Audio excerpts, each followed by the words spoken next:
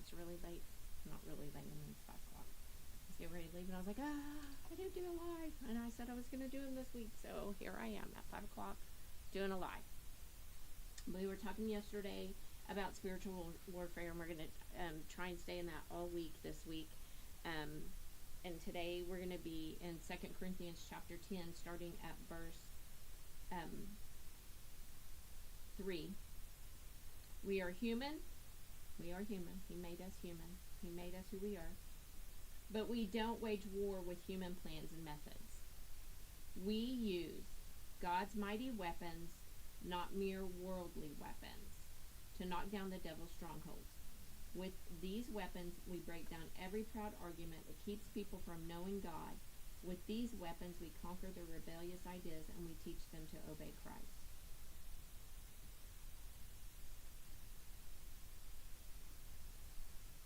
Use his weapons and not our own.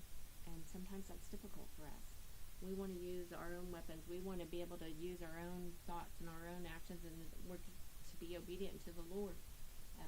We can't fight this battle of the unseen because we can see spirits because they manifest in people. We can see those things because, they, like I said, they manifest in people, or we see them, or we, hear them, or whatever. But we can't use a weapon that we have. We can't take a gun and shoot one of those spirits, or a knife and stab them, or whatever it may be. I'm not a violent person, but we're to use God's weapon. And God's weapon is the truth. You'll know the truth, and the truth shall set you free. So we're to use his weapons. These weapons will break down every proud argument and keeps people from knowing God.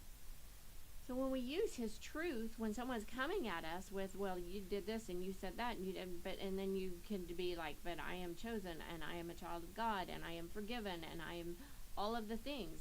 We use his truth, that goes away.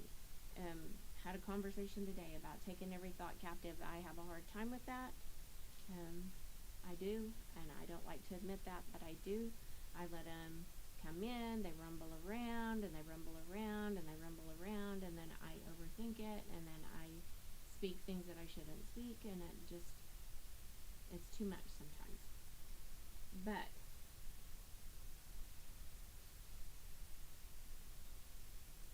a lot of times, and we talked about it yesterday, we want to make a judgment about somebody by their appearance. Well, they look like this, or they look like that. And the Lord is trying to tell us, you don't do that. Do not do that. In chapter 7, it says in verse 7, it says, the trouble with you is that you make your decisions on basis of appearance. You must recognize that we belong to Christ just as much as those who proudly declare that they belong to Christ. I may seem to be boasting too much about the authority given to us by the Lord, but this authority is to build you up, not to tear you down. And I will not be put to shame by having my work among you destroyed. So he's saying, I need you guys to stand up, and I need you guys to do what the Lord has asked you to do. And I've trained you. I've told you. Just like his word trains us, and it tells us. We don't get to sit with a disciple. We don't get to sit with one of the original 11. We get to read what they wrote to us, and their words tell us. But he's trying to tell us we have that power. We have the power to say, get behind me, Satan, not today. We're not doing that today. You don't have the authority to do that over me. You don't have that authority. I am chosen. I am chosen by God. You don't have the authority to do that to me today. So we have that authority to do that. So we can do that. Today's going to be quick since I'm so late. But we need to understand the power that he has given us in his word and in his instructions to love the Lord your God with all of your heart, with all of your soul, with all of your might. And then love your neighbor as yourself. We got to love ourselves. And that's where we fall short many, many times, is we're not loving ourselves enough to fight that battle. We're allowing the enemy to get in there and say, oh no, look, I can do this to you, or I can say this and you're going to do that. And He can't hear our thoughts, but we sure do speak the thoughts over ourselves. We have to be very careful. Life and death is in the tongue.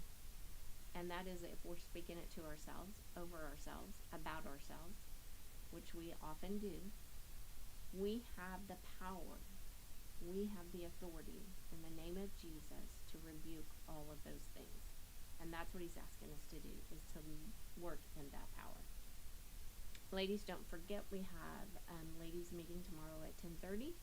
I'm excited to be back doing it. I don't like when we miss. I feel like I'm out of kilter or off kilter or however you want to say that. But I really, really think the Lord's doing great things. He's got great. We've had great discussion. We have great discussion. We get to laugh. We get to share. We get to do all kinds of things. And I know the Lord is in the midst of it, and that's the most important thing. So, ladies tomorrow at 10:30. Youth tomorrow night at 6 and 7 normal time. And then Sunday church at the normal time. 10 o'clock Sunday. We're already in June, which seems amazing to me. We're already in June. And then we have boys camp, 8 to 4, starting on June the 15th, all the way through June the 19th. And then we have Freedom Celebration on the 27th at 7 o'clock. And then we have Girls Camp June the 29th through July the 3rd. June's going to be busy, but it's going to be good busy. So I hope you guys have a great, great evening. Watch the weather. I woke me up at 4:15 this morning, storming like crazy at my house. I had no clue it was even supposed to storm, but it was a massive storm at 4:15. I hope you guys have a great evening. I will see you back here tomorrow.